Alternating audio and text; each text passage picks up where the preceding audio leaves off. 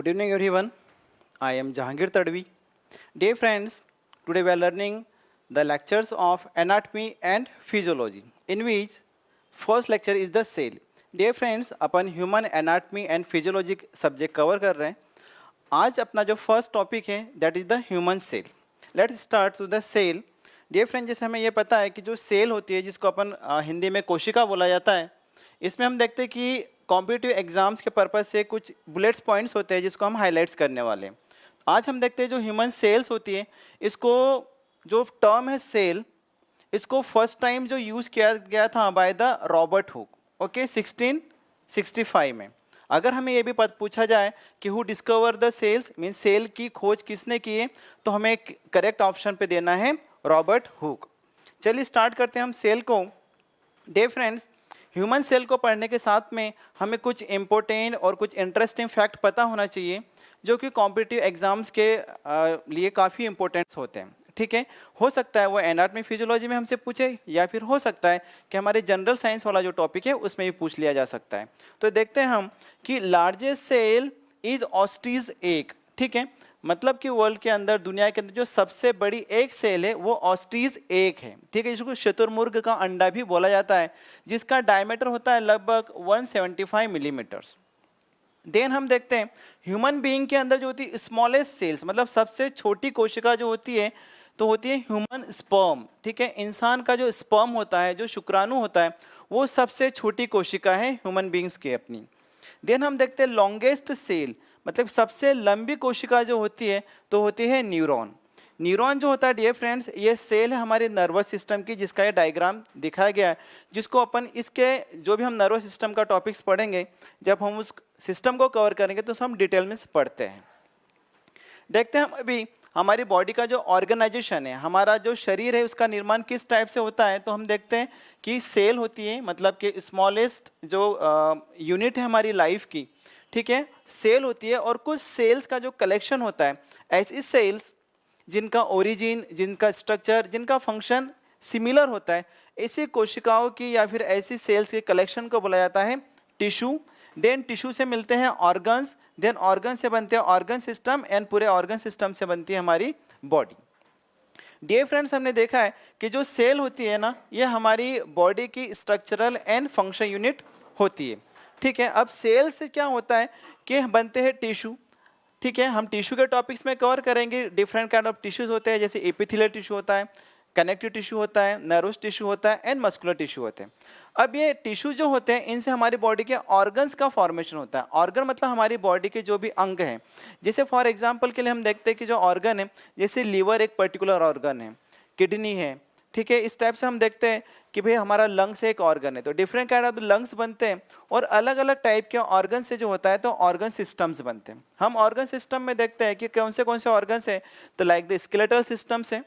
ठीक है, nervous system है, डाइजेस्टिव सिस्टम है, रेस्पिरेटरी सिस्टम है, रिप्रोडक्टिव सिस्टम है. इस टाइप के डिफरेंट काइंड्स ऑफ सिस्टम्स है. किसी बुक में हमें 9 सिस्टम बताया जाता है, किसी में 11 है, किसी में 12 है, किसी में 13 है, बट है कुछ नहीं, कुछ सिस्टम्स का बाइफर्केशन हो जाता है. ठीक है, इस टाइप से किसी किसी बुक में ज़्यादा सिस्टम बताए जाते हैं. तो इस टाइप से हमारे बॉडी का जो ऑर्गेनाइजेशन है वो इस सीक्वेंस के साथ में बना हुआ है. अब हम एक्चुअली हमारा जो टॉपिक है दैट इज द सेल, मतलब जो कोशिका है हम उसकी स्टडी कर रहे हैं, उसमें भी हम उन पॉइंट्स को ज़्यादा हाईलाइट करेंगे जो कि हमारे कॉम्पिटिटिव एग्जाम्स के लिए काफ़ी इंपॉर्टेंट्स हैं. तो हम देखते हैं कि ये जो होता है सेल, जो है सेल को अगर इसकी डेफिनेशन देखें तो सेल हमारी बॉडी की क्या है, basic structural and functional unit होती है हमारी बॉडी की. हम ये भी बोल सकते हैं कि जो सेल होती है हमारी बॉडी की स्मॉलेस्ट यूनिट है, सबसे छोटी जो यूनिट है हमारी बॉडी की, दैट इज द सेल, मतलब कोशिका. सेल के अंदर हम काफ़ी कुछ आगे थ्योरेटिकल पढ़ना है. इस डायग्राम से हम काफ़ी कुछ समझने की कोशिश करते हैं. सेल के बेसिक 3 कंपोनेंट्स होते हैं, मतलब 3 चीज़ों से एक कोशिका मिलकर बनी होती है. एक होती है प्लाज्मा मेम्ब्रेन, ठीक है, जिसको बुलाया जाता है सेल मेम्ब्रेन. इसके बाद में होता है दूसरा कंपोनेंट होता है साइटोप्लाज्म. अब ये जो साइटोप्लाज्म होता है, साइटोप्लाज्म 2 चीज़ों से मिलकर बना होता है. एक को हम बोलते हैं साइटोसोल और सेल ऑर्गेनेल्स. अब ये साइटोसोल क्या होता है, मतलब इस सेल के अंदर इस सेल मेम्ब्रेन ने जिस मटेरियल को कवर करके रखा है, घेर के रखा है, ठीक है, उसको हम बोलते हैं साइटोसोल. लिक्विड मटेरियल को बोलते हैं साइटोसोल. इस कोशिका के अंदर जो भी लिक्विड फ्लूइड है उसको बोला जाता है साइटोसोल. और इसके अंदर जो सेल ऑर्गेनेल्स है वो दूसरा कंपोनेंट है साइटोप्लाज्म का। अब सेल ऑर्गेनेल्स कौन से होते हैं तो हम देखिए ये जो एक माइटोकॉन्ड्रिया ये एक सेल ऑर्गेनेल्स हो गया, ठीक है। देन ये एंडोप्लाज्मिक रेटिकुलम है, ठीक है। उसके बाद में हम देखते हैं गोल्जी बॉडी है, पेरोक्सिसोम है, लाइसोसोम है, राइबोसोम है, ठीक है। ये सब के सब क्या होते हैं, किसी भी सेल के अंदर के जो होते हैं तो सेल ऑर्गेनेल्स। और तीसरा बेसिक कंपोनेंट्स होता है किसी भी सेल का, दैट इज द न्यूक्लियस, जिसको बोला जाता है केंद्रक। इसको प्रिंसिपल भी बोला जाता है, सेल का जो प्रिंसिपल होता है क्या होता है, न्यूक्लियस होता है, ठीक है। आगे इन सभी सेल ऑर्गेनेल्स को, प्लाज्मा मेम्ब्रेन और न्यूक्लियस को हम वन बाय वन अभी स्टडी करते हैं। तो डियर फ्रेंड्स देखिए 3 कंपोनेंट्स होते हैं किसी भी सेल के। First one is the plasma membrane, जिसको सेल मेम्ब्रेन भी बोलेंगे, प्लाज्मा झिल्ली हिंदी में। देन साइटोप्लाज्म या फिर कोशिका द्रव्य, जिसके 2 basic component cytosol and cell organelles. Cytosol में हमने पढ़ा लिक्विड फ्लूइड मटेरियल होता है और उसमें कुछ डिजॉल्व सॉलिड्स होते हैं, ठीक है। देन होता है न्यूक्लियस। तो 3 बेसिक कंपोनेंट है सेल के। आगे हम पढ़ते हैं first component of the cell, that is the cell membrane या फिर इसको बोलते हैं अपन प्लाज्मा मेम्ब्रेन। देखिए जो सेल मेम्ब्रेन होती है, इसको ये जो टर्म है सेल मेम्ब्रेन, इसको सबसे पहले जो यूज किया था थ्रू बाय द नागेली, ठीक है। 1855 में नागेली ने इस टर्म को यूज किया है। उसके बाद में हम देखते हैं कि सेल मेम्ब्रेन आखिर है क्या। सेल मेम्ब्रेन जो होती है या फिर प्लाज्मा मेम्ब्रेन जो होती है, तो ये साइटोप्लाज्म को सराउंड करके रखती है, मतलब घेर के रखती है। सेल का जो कंपोनेंट उसको घेर के रखती है और एक्सटर्नल जो भी एनवायरनमेंट है उससे क्या करती है, सेपरेट करके रखती है, ठीक है, मिक्स नहीं होने देती है। देन हम देखते हैं कि जो सेल मेम्ब्रेन है, प्लाज्मा मेम्ब्रेन है, वो सेल को मींस कोशिका को फ्लेक्सिबल बनाती है। उसकी जो आउटर सरफेस को कैसे बनाती है, फ्लेक्सिबल बनाती है। देन एक सिलेक्टिव बैरियर है, सिलेक्टिव बैरियर होता है और ये सेल के अंदर जो होता है तो किसी मटेरियल्स को अंदर आने देता है, किसी को बाहर जाने देता है, किसी को नहीं जाने देता है, किसी को नहीं आने देता है। हम इसको बोलते हैं सिलेक्टिविटी, ठीक है। सिलेक्टिव का मतलब होता है जो भी परमिएबल है उसी को ओनली अंदर आने देगा, जो स्मॉलेस्ट पार्टिकल होगा उसको सेल के अंदर आ सकता है, वो सेल के बाहर जा सकता है। सेल के अंदर कोई चीज अगर एंटर करती है तो हम उसको बोलते हैं इंडोसाइटोसिस। कोई चीज अगर सेल से बाहर जाती है तो हम उसको बोलते हैं एक्सोसाइटोसिस बोलते हैं, ठीक है। तो कुछ मटेरियल जो होता है तो कोशिका के अंदर आ सकता है, कुछ ही मटेरियल कोशिका से बाहर जा सकता है। हम बोलते हैं selected material inside the cell आ सकता है या फिर सिलेक्टेड मटेरियल सेल से बाहर जा सकता है, ठीक है। तो इस कारण से सेल मेम्ब्रेन को क्या बोला जाता है, सिलेक्टिव बैरियर। अब हम देखते हैं कि जो प्लाज्मा मेम्ब्रेन जो है या फिर सेल मेम्ब्रेन है उसका स्ट्रक्चर है। इसका जब हम इस स्ट्रक्चर को डिस्क्राइब किया डियर फ्रेंड, तो उसको एक मॉडल जिसको बोला जाता है फ्लूइड मोज़ेक मॉडल्स, ठीक है। ये जो स्ट्रक्चर है सेल मेम्ब्रेन का उसको फ्लूइड मोज़ेक मॉडल बोलते हैं। और इस फ्लूइड मोज़ेक मॉडल को दिया था सिंगर एंड निकोलसन ने दिया था इसको 1972 में, ठीक है। 1972 में सिंगर एंड निकोलसन ने दिया था फ्लूइड मोज़ेक मॉडल, जो कि हमें समझाता है प्लाज्मा मेम्ब्रेन या फिर सेल मेम्ब्रेन की स्ट्रक्चर्स को। ये देखिए कि पूरा की पूरा स्ट्रक्चर्स है सेल मेम्ब्रेन का। इसके अंदर हम देखते हैं कि ये लिपिड से मिलकर बनी, 3 टाइप के इसके अंदर लिपिड्स है। तो हम देखते हैं इसके अंदर क्या क्या होते हैं। तो देखिए ये है, इसमें ग्लाइकोलिपिड्स होता है। अब जो ग्लाइकोलिपिड्स होता है वो कार्बोहाइड्रेट एंड लिपिड से मिलकर बना होता है, एक, ठीक है। देन होता है ये कोलेस्ट्रॉल, ठीक है। एक क्या होता है इसके अंदर, कोलेस्ट्रॉल, और तीसरा जो होता है तो फॉस्फोलिपिड, ठीक है। इन 3 चीजों से ये प्लाज्मा मेम्ब्रेन बनी होती है। तो इसी को हम आगे डिस्क्राइब देखते हैं कि कैसे है प्लाज्मा मेम्ब्रेन की जो लेयर है, ठीक है। हम देखते हैं प्लाज्मा मेम्ब्रेन की जो लेयर तो कैसी लेयर रहती है, बाई लेयर्स। ये याद रखना, ये एग्जाम्स के अंदर आ सकता है। ये दोनों भी लेयर क्या होती है, बैक टू बैक लेयर होती है। और कैसे होती है, 3 टाइप के लिपिड मॉलिक्यूल से मिलकर बनी होती है, जिसको हमने देखा। एक लिपिड मॉलिक्यूल होता है फॉस्फोलिपिड, दूसरा लिपिड मॉलिक्यूल है कोलेस्ट्रॉल, और तीसरा क्या है इसमें, ग्लाइकोलिपिड्स, ठीक है। तो 3 टाइप के लिपिड मॉलिक्यूल से मिलकर बना होती है हमारी प्लाज्मा मेम्ब्रेन। अब हमें देखते हैं कि 3 लिपिड है, फॉस्फोलिपिड, कोलेस्ट्रॉल एंड ग्लाइकोलिपिड। इसमें से जो फॉस्फोलिपिड है वो सबसे ज्यादा पाया जाता है प्लाज्मा मेम्ब्रेन में, ठीक है। जो कितना होता है वो 75%। प्लाज्मा मेम्ब्रेन के अंदर प्लाज्मा मेम्ब्रेन की सिंथेसिस में सबसे ज्यादा कंट्रीब्यूशन होता है फॉस्फोलिपिड का, जो 75% होता है। देन हम देखते हैं कोलेस्ट्रॉल। तो डियर फ्रेंड, जो कोलेस्ट्रॉल होता है ये स्मॉल अमाउंट में होता है, जो होता है लगभग 20% होता है, ठीक है। इसके साथ में हम देखते हैं ग्लाइकोलिपिड, ये होता है ओनली 5%, ठीक है।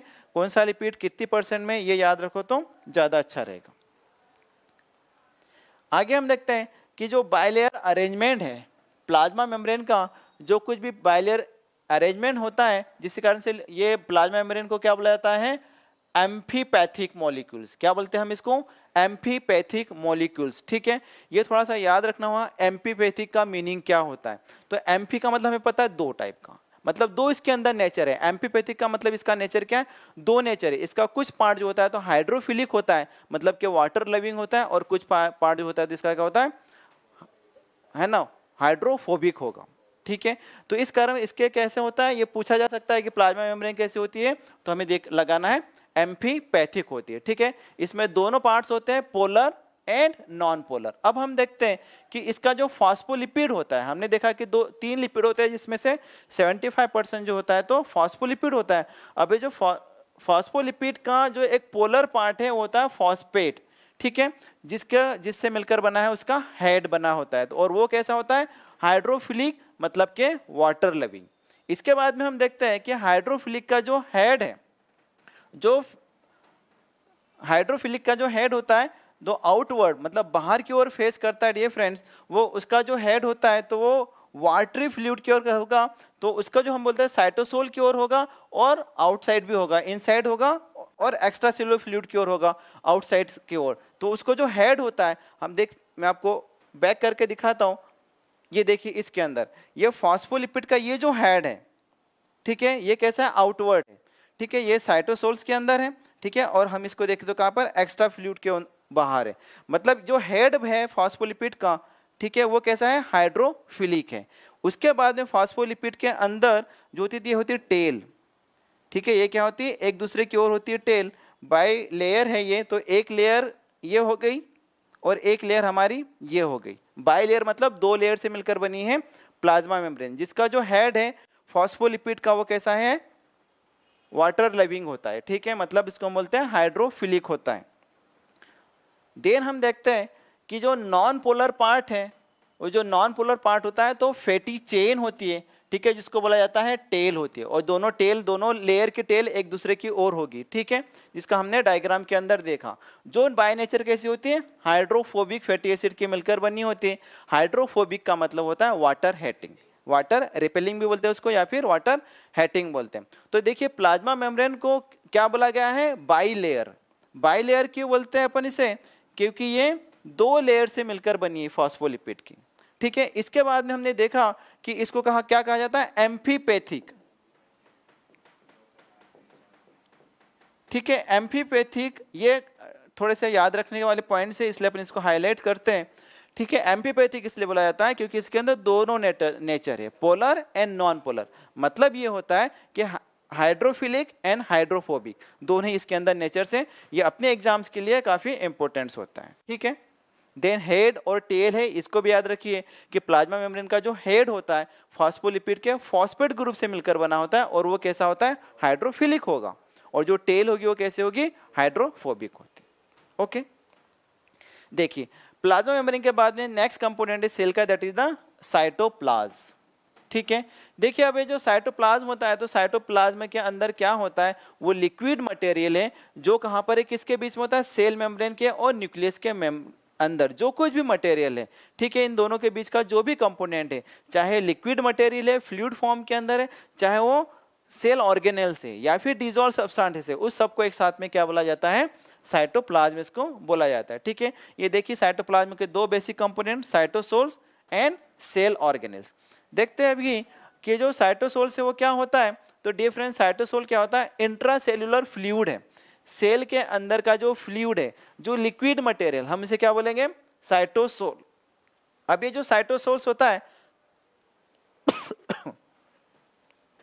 साइटोसेल्स के अंदर क्या होती है, तो हमने देखा है 55% जो होता है वॉल्यूम क्या होता है, साइटोसोल्स का होता है साइटोप्लाज्म के अंदर। ठीक है, देन जो साइटोसोल्स है वो वाटरी कंपोनेंट है, जिसके अंदर वाटर है, 75 से 90% क्या होता है, वाटर होगा, जिसके अंदर साइटोसोल्स के अंदर कुछ डिसॉल्व सब्सटेंसेस भी होंगे। ठीक है, जो साइटोसोल है, ठीक है, हमने पता है कि साइटोप्लाज्म के दो कंपोनेंट, एक साइटोसोल और सेल ऑर्गेनेल्स। अब जो साइटोसोल है, उस साइटोसोल के अंदर 75 से 90% क्या है, वाटर। ठीक है, 75 से 90% इसमें वाटर होता है।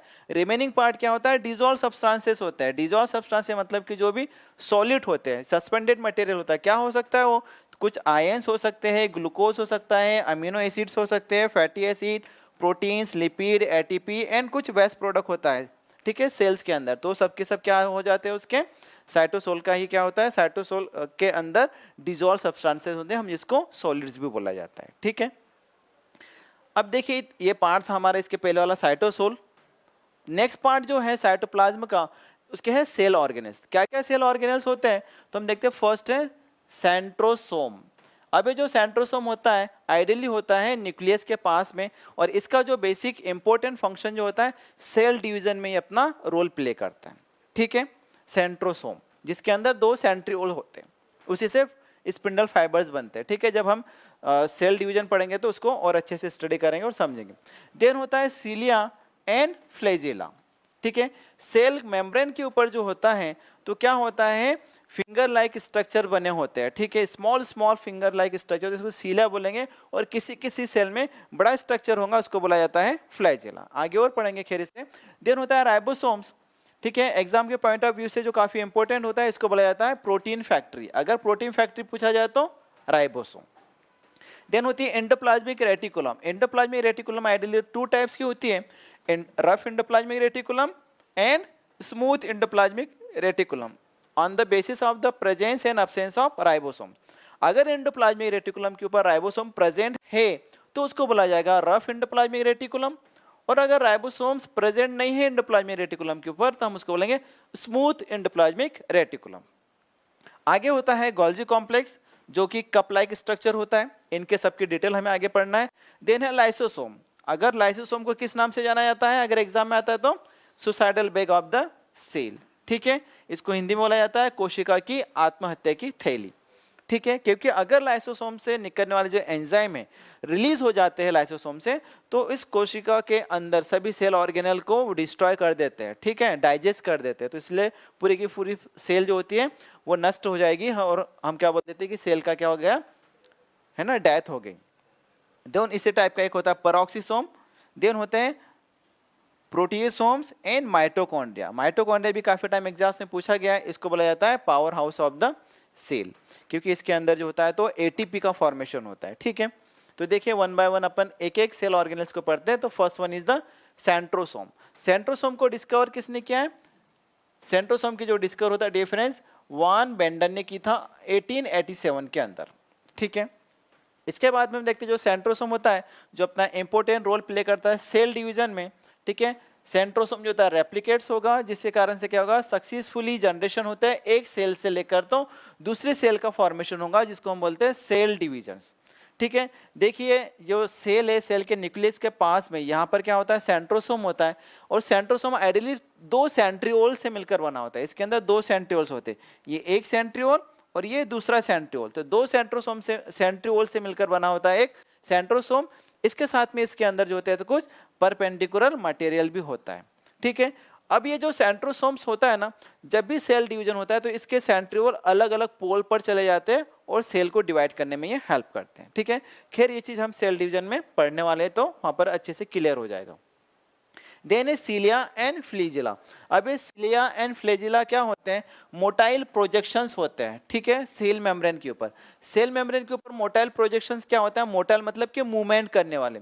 फॉर एग्जांपल देखिए ये मान लीजिए कोई सी सेल है, ये उसका न्यूक्लियस है, ठीक है, जो भी है, ठीक है। इधर मान लीजिए कि क्या है, माइटोकॉन्ड्रिया, ठीक है। इधर एंडोप्लाज्मिक रेटिकुलम है, इधर कोई सी गोल्जी बॉडी। अब इस सेल मेम्ब्रेन के ऊपर क्या होता है, स्मॉल स्मॉल से इस टाइप के प्रोजेक्शन होते हैं और वो क्या होते हैं, मूव करते हैं, ठीक है। तो इसको क्या बोला जाएगा, सीलिया बोला जाता है, ठीक है। और यही सीलिया जैसा स्ट्रक्चर अगर लार्ज साइज में, अगर बड़ी साइज में, तो हम इसको क्या बोलेंगे, फ्लैजिला हम इसको बोला जाता है। ए नंबर ऑफ द सीलिया होते हैं, बहुत ज्यादा इसके अंदर क्या होते हैं, सीलिया होते हैं, शॉर्ट होते हैं और हेयर लाइक स्ट्रक्चर होता है, ठीक है। अपने बालों की जैसे छोटे छोटे होते हैं यहाँ पर, ठीक है, प्रोजेक्शन सेल मेम्ब्रेन के ऊपर, जो कि मोटाइल होते हैं, जो मूवमेंट करते हैं और अपना फंक्शन प्ले करते हैं, ठीक है। तो ये जो होते हैं ये क्या करते हैं, सेल मेम्ब्रेन की सरफेस के ऊपर होते हैं और अलग अलग जगह इनका अलग अलग फंक्शन होता है। फॉर एग्जाम्पल के लिए मैं आपको बताया कि फीमेल रिप्रोडक्टिव सिस्टम के अंदर जो फेलोपियन ट्यूब है उसके अंदर भी सीलिया प्रेजेंट है। जैसे ही ओवुलेशन होता है, ओवम बाहर निकलता है, तो ओवम क्या होता है, इस सीलिया के ऊपर होता है, और ये जो सीलिया मूव करते हैं आगे पीछे, जिसके कारण से जो ओवम है आगे की ओर फॉरवर्ड होता है, फेलोपियन ट्यूब से यूट्रस की ओर जाता है। तो ये इस टाइप से सीलिया के कारण क्या होता है, ये अपना अपना जिस भी ऑर्गन में है वहां पर अपना रोल प्ले करते हैं सीलिया। अगर हम फ्लैजिला की बात करें, ये भी मोटाई प्रोजेक्शंस हैं। तो डिफरेंट जो फ्लैजिला होता है ना, देखिए फ्लैजिला को हम पढ़ते हैं, ये हमारी ह्यूमन बॉडी के अंदर मात्र एक सेल है जिसमें फ्लैजिला प्रेजेंट है, और वो होता है ह्यूमन स्पर्म। ये जो है इसकी जो टेल है, ये फ्लैजिला, ये स्पर्म अपने आप में एक सेल है जिसके ऊपर क्या लगा हुआ है, ये टेल लगी हुई है, जिसको हम फ्लैजिला बोलते हैं। तो जिसके कारण से ये क्या होता है, ये फ्लैजिला मूव करता है और इस टाइप से स्पर्म जो होता है तो आगे की ओर जाता है। ठीक है, तो इनके जो मेन फंक्शन है, ठीक है, क्या करवाना, मूवमेंट करवाना, फ्लैजिला का मेन फंक्शंस। आगे हम देखते हैं राइबोसोम्स, जिसको जो कि काफी फेमस है by the name of the protein factory. क्या बोला जाता है इसको, प्रोटीन फैक्ट्री। इसको सबसे पहले जो रिपोर्ट किया गया था, जी पैलाडेन ने किया था 1955 में, ठीक है, एनिमल सेल्स के अंदर। ठीक है, जी पैलाडेन ने, नाम याद रखिए, एग्जाम्स में पूछा जा सकता है। ठीक है, क्योंकि राइबोसोम प्रोटीन फैक्ट्री है, काफी बार पूछा गया है। अगर और भी कुछ पूछा जा सकता है तो इस टाइप से पूछा जा सकता है कि भैया राइबोसोम्स को फर्स्ट टाइम किसने रिपोर्ट किया था एनिमल सेल्स के अंदर, तो हमें बताना है जी पैलाडेन। ठीक है, स्ट्रक्चर हम जब राइबोसोम्स की स्टडी करते हैं तो इसके अंदर 2 सब यूनिट्स होती है। ठीक है, एक सब यूनिट जो होती है तो ऑलमोस्ट दूसरी सब यूनिट की कैसे होती है, डबल होती है। ठीक है देखिए ये जो 60S सब यूनिट है और ये जो है तो 40S सब यूनिट है। ठीक है, दोनों सब यूनिट से मिलकर पूरा के पूरा एक ये राइबोसोम का फॉर्मेशन होता है, ये लार्ज सब यूनिट और ये स्मॉल सब यूनिट। अब ये जो दोनों की दोनों जो राइबोसोम की जो सब यूनिट्स है डियर फ्रेंड्स, आइडियली इन दोनों सब यूनिट का जो सिंथेसिस होता है ये होता है न्यूक्लियस के अंदर, जो न्यूक्लियोलस होती है उसमें होता है। दोनों सब यूनिट अलग अलग वहाँ पर सिंथेसाइज होती है, और वहाँ से निकलने के बाद में जैसे ये न्यूक्लियर मेम्ब्रेन से बाहर निकलती है, न्यूक्लियर एनवलप से, तो दोनों की दोनों सब यूनिट एक दूसरे साथ में मर्ज होकर राइबोसोम का फॉर्मेशन करती है। ठीक है, राइबोसोम का जब फॉर्मेशन होता है तो इसका जो मेन फंक्शन होता है प्रोटीन सिंथेसिस, मतलब सेल के अंदर प्रोटीन की सिंथेसिस करते हैं, इसीलिए इसे बोला जाता है प्रोटीन फैक्ट्री। अब हम देखते हैं जो राइबोसोम्स है ये जो होता है तो अलग अलग टाइप का इसका जो अलग नाम है डियर फ्रेंड। देखते हैं कि राइबोसोम जो होता है तो ये किसी सरफेस पर अटैच होते हैं। ठीक है, तो न्यूक्लियर मेम्ब्रेन के ऊपर एंड एंडोप्लाज्मिक रेटिकुलम के ऊपर क्या होता है, अटैच्ड हो जाते हैं। ठीक है, तो इनको हम बोल सकते हैं अटैच्ड राइबोसोम। कुछ राइबोसोम जो होते हैं तो साइटोसोम के अंदर या फिर हम बोलते हैं साइटोप्लाज्मा के अंदर फ्रीली मूव करते हैं, जिसको अनअटैच्ड राइबोसोम बोला जाएगा। ठीक है, साइटोप्लाज्मा के अंदर ये क्या होता है, फ्रीली ये फ्लो होते रहते हैं। ठीक है, और लेकिन कहीं पर भी हो इनका फंक्शन क्या होता है, प्रोटीन सिंथेसिस होता है। कुछ राइबोसोम जो होते हैं तो ये माइटोकॉन्ड्रिया के अंदर भी प्रेजेंट होते हैं। तो राइबोसोम कैसे हो सकते हैं, ये कहीं पे अटैच्ड हो सकते हैं। कहाँ पर अटैच्ड हो सकते हैं, तो ये न्यूक्लियर मेम्ब्रेन पर या फिर एंडोप्लाज्मिक रेटिकुलम के मेम्ब्रेन पर ये अटैच हो सकते हैं। अगर एंडोप्लाज्मिक रेटिकुलम के मेम्ब्रेन पर अटैच हो गए तो हम उस एंडोप्लाज्मिक रेटिकुलम को क्या बोलते हैं, रफ एंडोप्लाज्मिक रेटिकुलम्स। ओके, अब राइबोसोम जो होते हैं तो साइटोप्लाज्मा के अंदर फ्रीली भी मूव करते रहते हैं। कुछ राइबोसोम जो होते हैं तो माइटोकॉन्ड्रिया के अंदर भी प्रेजेंट होते हैं, लेकिन जहां पर भी रहेंगे तो फंक्शन क्या करेंगे, प्रोटीन सिंथेसिस, इसलिए इनको बुलाया जाता है protein factory. Next cell organelle हमारे पास में एंडोप्लाज्मिक रेटिकुलम्स। ठीक है, एंडोप्लाज्मिक रेटिकुलम जो होता है तो देखिए स्ट्रक्चर है, ये मेम्ब्रेन का एक क्या है, ये फोल्डेड स्ट्रक्चर्स होता है। ठीक है, आइडियली ये जो होता है तो न्यूक्लियर मेम्ब्रेन, ये सपोज ये न्यूक्लियस है, इस न्यूक्लियस के साथ में क्या होती है, एंडोप्लाज्मिक रेटिकुलम अटैच्ड होती है। ठीक है, अब on the basis of the presence and absence of the ribosome, इसके 2 टाइप है। अब देखिए क्या होता है कि अगर यहाँ पे देखिए डॉट डॉट बने हुए इस डायग्राम के अंदर, तो ये क्या है, राइबोसोम्स है। राइबोसोम प्रेजेंट होने के कारण इस एंडोप्लाज्मिक रेटिकुलम को क्या बोला गया है, रफ एंडोप्लाज्मिक रेटिकुलम्स। और ये जो एंडोप्लाज्मिक रेटिकुलम है ये भी एंडोप्लाज्मिक रेटिकुलम ही है। ठीक है, लेकिन इसके ऊपर कोई राइबोसोम नहीं है, तो इसको क्या बोला जाएगा, स्मूथ एंडोप्लाज्मिक रेटिकुलम। अब देखिए क्या होता है, एंडोप्लाज्मिक रेटिकुलम का वो पार्ट जो न्यूक्लियर मेम्ब्रेन से अटैच्ड है, आइडियली उसी पर राइबोसोम क्यों अटैच होते हैं, क्योंकि राइबोसोम की जो दोनों सब यूनिट है ना, इस न्यूक्लियस से ही बाहर आती है।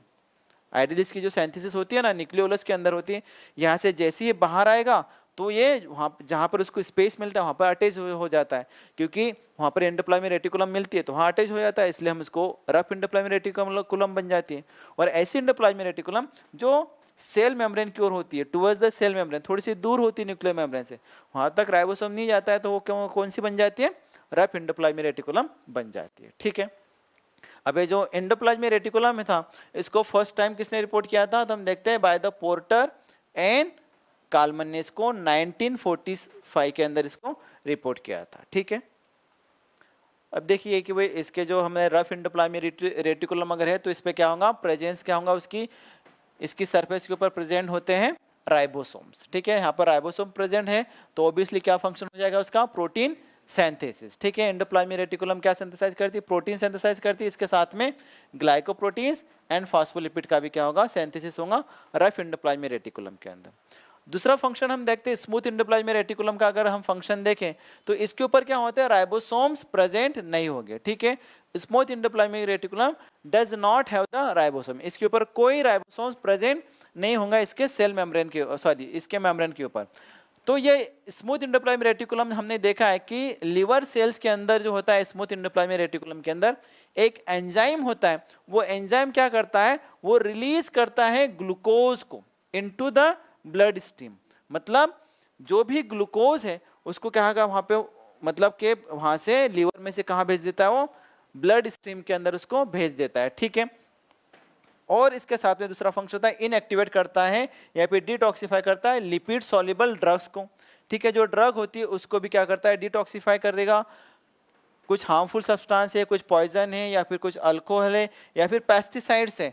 ठीक है, या फिर कार्सिनोजन है, कार्सिनोजन मतलब कि ऐसा केमिकल जो कैंसर प्रोड्यूस करते हैं उसको बोला जाता है कार्सिनोजेंस। ठीक है, तो day friends smooth endoplasmic reticulum से एक एंजाइम रिलीज होगा, उसका वो क्या करता है, ग्लूकोज को रिलीज करता है ब्लड स्ट्रीम के अंदर। इसके साथ में क्या फंक्शन करता है, ये डिटॉक्सिफिकेशन, किससे डिटॉक्सिफिकेशन करता है, चाहे वो भी हार्मफुल केमिकल हो, चाहे पॉइजन हो, चाहे वो अल्कोहल हो या फिर ड्रग हो, उनका क्या, उनसे क्या करता है, डिटॉक्सिफिकेशन का ये काम करता है। ठीक है, मतलब हमारी बॉडी को, हमारी लिवर को प्रोटेक्ट करता है। ठीक है, लीवर, किडनी और इंटेस्टाइन सेल्स के अंदर जो स्मूथ एंडोप्लाज्मिक रेटिकुलम होता है वो रिमूव करता है फॉस्फेट ग्रुप को। ठीक है, जो ग्लूकोज 6 फॉस्फेट होता है उसमें से 6 पोजीशन पर जो फॉस्फेट अटैच है ना, ठीक है, उसमें से फॉस्फेट को रिमूव कर देगा तो क्या बच जाएगा, ओनली ग्लूकोज बचेगा। फिर वो ग्लूकोज कहाँ चला जाएगा, सीधा ब्लड स्ट्रीम के अंदर जाता है। तो ये फंक्शन होता है स्मूथ एंडोप्लाज्मिक रेटिकुलम से रिलीज होने वाले एंजाइम का।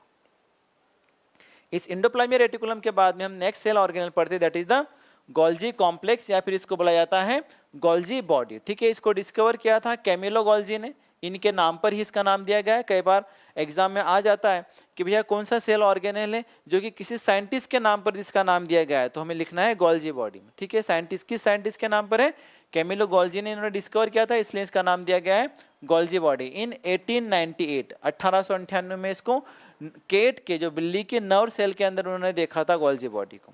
ठीक है, अब ये याद रखिए कि गोल्जी बॉडी कहाँ पर प्रेजेंट नहीं होता है, तो Golgi body dear friends RBC के अंदर नहीं होता है। ठीक है, अभी हम नेक्स्ट इसी लेक्चर्स के में कंटिन्यू में हम ब्लड भी पढ़ने वाले, जिसमें हम और पढ़ने वाले हैं कि आरबीसी के अंदर न्यूक्लियस भी नहीं होता है, आरबीसी के अंदर माइटोकॉन्ड्रिया भी नहीं होता है। ठीक है, आगे हम देखते हैं कि गोल्जी बॉडी के अंदर क्या होता है, सॉरी आरबीसी के अंदर गोल्जी बॉडी नहीं होता है। गोल्जी बॉडी के अंदर हम देखते हैं कि गोल्जी बॉडी किससे मिलकर बनी है, तो डिफरेंट सिस्टर्नी से मिलकर बनी होती है। ठीक है, 3 से लेकर 20 सिस्टर्नी से एक गोल्जी बॉडी का फॉर्मेशन होता है। ठीक है, अब ये सिस्टर्नी क्या होती है, ये स्मॉल फ्लैट मेम्ब्रेन सेक लाइक स्ट्रक्चर होता है और बल्जिंग एज होते हैं। देखते हैं बल्जिंग एज क्या है, तो हम इस डायग्राम से देखते हैं कि सिस्टर्नी क्या होता है। तो देखिए डियर फ्रेंड्स, ये एक सिस्टर्नी है। ठीक है, ये हो गई 1 सिस्टर्नी। देन हम ये देखते हैं कि ये हो गई हमारी सेकंड सिस्टर्नी। इस टाइप से ये सिस्टर्नी क्या होती है, ज़्यादा हो सकती है। ठीक है, किसी सेल के अंदर 3 हो सकती है, किसी सेल में 5, 7, 10, मतलब 3 से लेकर 20 सिस्टर्नी ये हो सकती है। और इसके जो एज होती है बल्जिंग एज होती है। अब ये बल्जिंग एज मतलब क्या होता है कि इस टाइप से देखो, इसके जो एज है ना, ये वाला है, इधर हो गया, देन इधर हो गया, इसके अंदर कुछ फ्लूइड फिल्ड रहता है, भरा हुआ रहता है। आइडियली होता क्या है ये चीज, हमने ये देखा है कि जो गोल्जी बॉडी है ये एंडोप्लाज्मिक रेटिकुलम के थोड़ा सा पास में होती है, रफ एंडोप्लाज्मिक रेटिकुलम के पास में। अब जो रफ एंडोप्लाज्मिक रेटिकुलम होता है वहां से क्या होता है, प्रोटीन सिंथेसिस होकर आता है। प्रोटीन सिंथेसिस होने के बाद में वो सीधा आ जाता है इन वैक्यूल के फॉर्म में, इसके अंदर प्रोटीन भरा हुआ होता है, ठीक है, इन वैक्यूल्स के फॉर्म में आकर इस एंडोप्लाज्मिक रेटिकुलम के इस एंट्री फेज के ऊपर क्या होता है, ये अटैच हो जाएगा। और अटैच होने के बाद में ये जैसी ये गोल्गी बॉडी प्रोटीन ले लेगी तो यहाँ पर प्रोटीन का होता है मॉडिफिकेशन। जैसे प्रोटीन आ गया, अगर इसके साथ में फॉस्फेट ग्रुप अटैच कर देगा ये गोल्गी बॉडी तो उसको बोलेंगे फॉस्फोलिपिड बना देगा उसका, ठीक है। तो इस टाइप से क्या होगा, अगर इसके साथ में कार्बोहाइड्रेट बना दिया तो ग्लाइकोफॉस्फेट बन जाएगा, ग्लाइकोलिपिड बना देगा, ठीक है। इस आइडियली गोल्गी बॉडी का जो मेन फंक्शन है क्या करता है, ये मॉडिफिकेशन करता है प्रोटीन का। जो प्रोटीन कहाँ से आता है, एंडोप्लाज्मिक रेटिकुलम पर अटैच राइबोसोम में सिंथेसिस होकर आता है, ठीक है। हमने ये देखा है कि जो गोल्गी बॉडी का जो सीस फेस होता है ये न्यूक्लियस की ओर होता है, ठीक है, और जो ट्रांस फेस होता है या कि इसको एग्जिट फेस बोलते हैं, ये जो होता है तो प्लाज्मा मेम्ब्रेन की ओर होता है, जिसके कारण ये और ये जो सिस्टर्नी कर्व होती है इस टाइप से कर्व होती है, और कर्व होने के कारण कैसी दिखती है, कप लाइक स्ट्रक्चर इसका दिखता है। ओके, आगे हम देखते हैं, नेक्स्ट है हमारे पास में लाइसोसोम, जिसको बोला जाता है suicidal bag of the cell. देखते हैं suicidal bag of the cell क्यों बोला जाता है। अब देखते हैं कि इसका जो नाम दिया था लाइसोसोम का, इसको दिया था डी डुवे ने दिया था इन 1955 के अंदर। अब जो लाइसोसोम होता है ये किससे मिलकर किससे फॉर्म होता है, किससे बनता है, ये गोल्गी बॉडी से। गोल्गी बॉडी से ही इसका निर्माण होता है लाइसोसोम का। अब ये लाइसोसोम होता है इसके अंदर लगभग 60 प्रकार के डाइजेस्टिव एंजाइम्स होते हैं। डाइजेस्टिव एंजाइम का मतलब ये होता है पावरफुल डाइजेस्टिव एंजाइम्स होते हैं या फिर हाइड्रोलाइटिक एंजाइम्स होते हैं। मतलब ये क्या करते हैं, किसी भी सेल ऑर्गेनल को डिवाइड करने की इनकी कैपेसिटी है, डाइजेस्ट करने की मतलब ब्रेक डाउन करने की इनकी कैपेसिटी होती है इस एंजाइम्स की। कहाँ पर होते हैं, लाइसोसोम्स के अंदर होते हैं, ठीक है। अब ये जो लाइसोसोम्स होते हैं ये अगर किसी के साथ में फ्यूज हो जाए तो क्या कर देते हैं, उसका एंडोसाइटोसिस कर देंगे, मतलब इंगल्फमेंट कर लेंगे, जिससे कारण से जिस किसी के साथ में एंजाइम कांटेक्ट में आए तो उसको डाइजेस्ट कर देंगे, डिस्ट्रॉय कर देंगे। अगर इस लाइसोसोम्स के अंदर प्रेजेंट एंजाइम अगर रिलीज हो जाए तो उस सेल के सभी सेल ऑर्गेनल को डिस्ट्रॉय कर सकते हैं, पूरी सेल डिस्ट्रॉय हो जाती है और इसको क्या हम क्या बोलते हैं, सुसाइड, ठीक है। सेल ने क्या कर लिया, सुसाइड कर लिया, या फिर हम बोलते हैं सेल डेथ, ठीक है। एपोप्टोसिस, देखिए उसमें क्या होता है, एक होती है नेचुरल सेल डेथ जिसको हम बोलते हैं एपोप्टोसिस, ठीक है। देन उसके बाद में क्या होता है, नेक्रोसिस होता है, तो वो किसी भी कारण से हो सकता है, एक्सटर्नल इंजरी के कारण भी वो हो सकता है, ठीक है। अब हम आगे पढ़ते हैं माइटोकॉन्ड्रिया। माइटोकॉन्ड्रिया को क्या बोला जाता है, power house of the cell. Power house of the cell की बोलते हैं, हम आगे नेक्स्ट स्लाइड में देखते हैं। इसको सबसे पहले ऑब्जर्व किया था माइटोकॉन्ड्रिया को, जिसको कोलिकर ने 1880 के अंदर, ठीक है। देन उसके बाद उन्होंने देखा था फ्लेमिंग ने 1882 में, ठीक है, और अल्टमान ने 1990 के अंदर इसको ऑब्जर्व किया था। अब ये जो टर्म है माइटोकॉन्ड्रिया, इसको किसने दिए, तो डियर फ्रेंड इसको दी गई बेंडा ने दी थी 1897 में। तो क्या होता है, किसने इसको ऑब्जर्व किया है, किसी ने ये टर्म दी है, ये थोड़ा सा याद रखना जरूरी है क्योंकि हम कॉम्पिटिटिव एग्जाम्स को फाइट करने वाले हैं। आगे हम देखते हैं स्ट्रक्चर है माइटोकॉन्ड्रिया का। माइटोकॉन्ड्रिया भी जो है तो ये बाइलेयर है, जैसा अपन ने ये देखा था कि प्लाज्मा मेम्ब्रेन भी बाइलेयर थी, माइटोकॉन्ड्रिया भी ये बाइलेयर है, ठीक है। एंडोप्लाज्मिक रेटिकुलम भी बाइलेयर ही थी, ठीक है। अब ये जो माइटोकॉन्ड्रिया बाइलेयर है तो हम देखते हैं कि इसकी जो आउटर लेयर है माइटोकॉन्ड्रिया की, ये आउटर मेम्ब्रेन है, ठीक है। ये वाली जो मेम्ब्रेन है तो ये होती है आउटर मेम्ब्रेन है, और ये जो इनर मेम्ब्रेन है, ठीक है, ये कैसी होती है, फोल्डेड होती है। इनर मेम्ब्रेन कैसी होती है, फोल्डेड होती है, अंदर की ओर ये फोल्ड हो जाती है और फोल्ड होने के बाद में बनाती है क्रिस्टी, ठीक है। देखिए इस डायग्राम के अंदर हम देखते हैं क्या बन जाती है, क्रिस्टी, इसको कहता है माइटोकॉन्ड्रियल क्रिस्टी। जैसे अंदर की ओर क्या होता है, फिंगर लाइक स्ट्रक्चर बन जाती है। अब ये फोल्डेड होने के कारण से फायदा क्या होता है कि इसका सरफेस एरिया एनहेंस करने में हेल्प करती है क्रिस्टी। अगर माइटोकॉन्ड्रिया के अंदर जितनी ज्यादा क्रिस्टी उतना ही ज्यादा क्या होगा, इनर मेम्ब्रेन का सरफेस एरिया बढ़ावा रहेगा। तो ये थोड़ा सा पॉइंट याद रखने के लायक है, ठीक है, ये पूछा जा सकता है। सरफेस एरिया बढ़ने से भी क्या फायदा होगा, तो आइडियली जो पावर बनता है, एटीपी जो बनता है, ठीक है, जो सेलुलर रेस्पिरेशन होता है, जिसका हम ये बोलते हैं कि ये देखिए जो ग्लूकोज है, ये ग्लूकोज और ऑक्सीजन की हेल्प से जो एटीपी बनता है, जो एनर्जी बनता है, तो वो आइडियली इस मेम्ब्रेन के ऊपर ही बनता है by the help of the enzymes.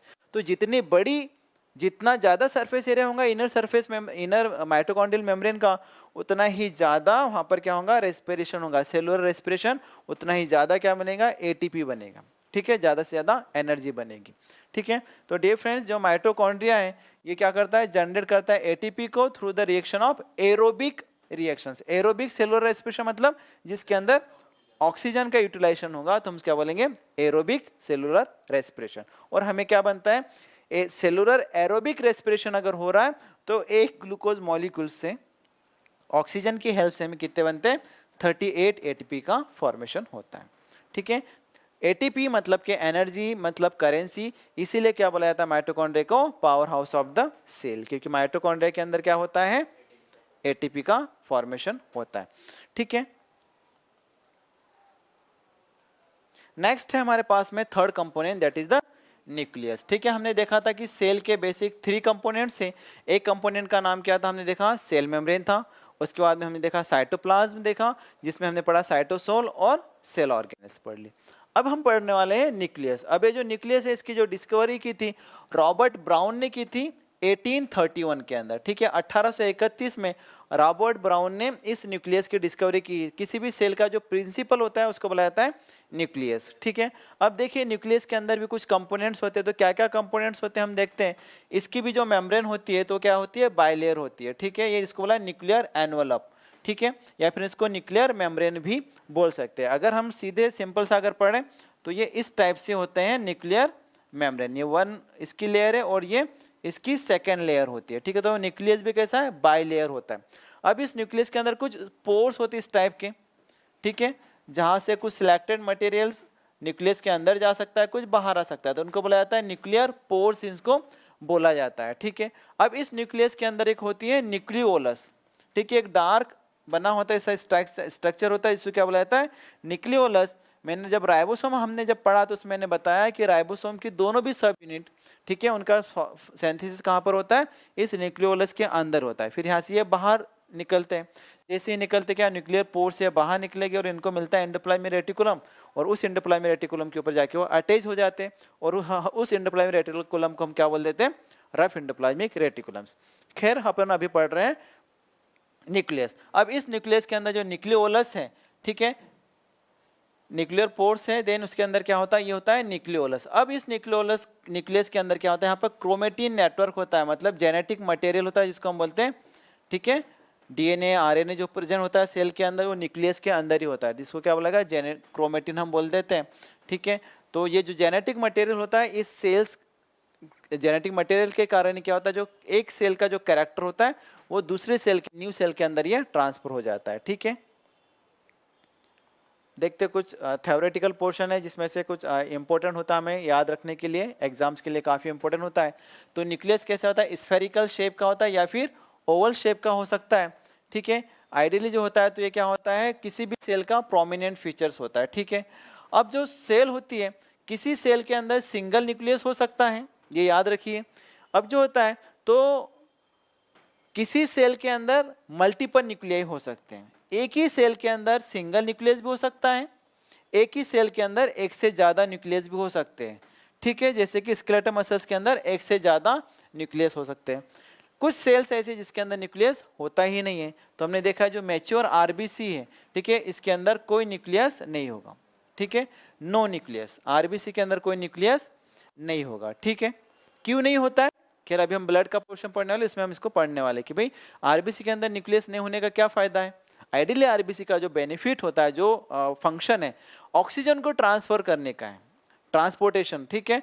उसके अंदर हीमोग्लोबिन होता है तो और ऑक्सीजन के साथ में बाइंड होकर वो क्या करता है, ऑक्सीजन को मतलब लंग्स से सेल्स के पास में लेके जाता है जहां पर यूटिलाइज हो सके उस ऑक्सीजन का, ठीक है। क्या ऑक्सीजन का यूटिलाइजेशन होता है सेल के अंदर, तो उस सेल के अंदर जो माइटोकॉन्ड्रिया है वहां पर जाकर वो ग्लूकोज के साथ में मिलकर सेलुलर रेस्पिरेशन करता है, ठीक है, और वहां पर एटीपी का फॉर्मेशन करता है।